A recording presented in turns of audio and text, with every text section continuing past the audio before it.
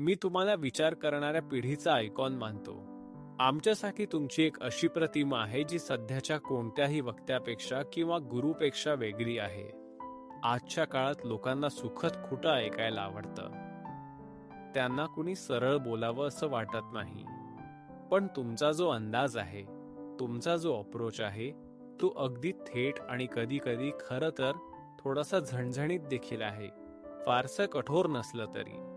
या सगळ्याचा परिणाम म्हणून तुम्हाला कधी रागीट मेल्स येतात का? द्वेषपूर्ण मेल्स किंवा धमक्या वगैरे?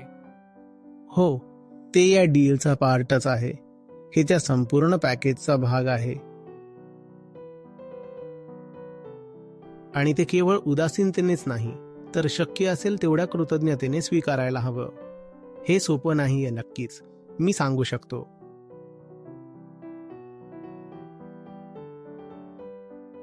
पण जेव्हा तुम्ही म्हणता की तुम्ही जीवनाला ते जसं आहे तसं प्रतिसाद देणार आहात, तेव्हा हे सगळं आलंच. कारण आजचं जीवन काही फार सुंदर नाहीये.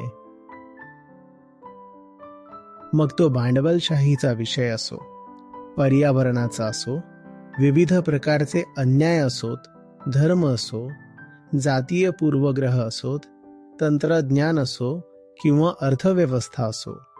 जर तुम्ही या सगळ्या गोष्टींबाबत जिथे जिथे दिसतील तिथे प्रामाणिकपणे प्रतिक्रिया देणार असाल, तर अर्थातच सर्व प्रकारच्या प्रतिक्रिया येणारच आणि त्यासाठी तयार राहावंच लागतं. आणि तुम्हाला माहितीये हे घडतंय.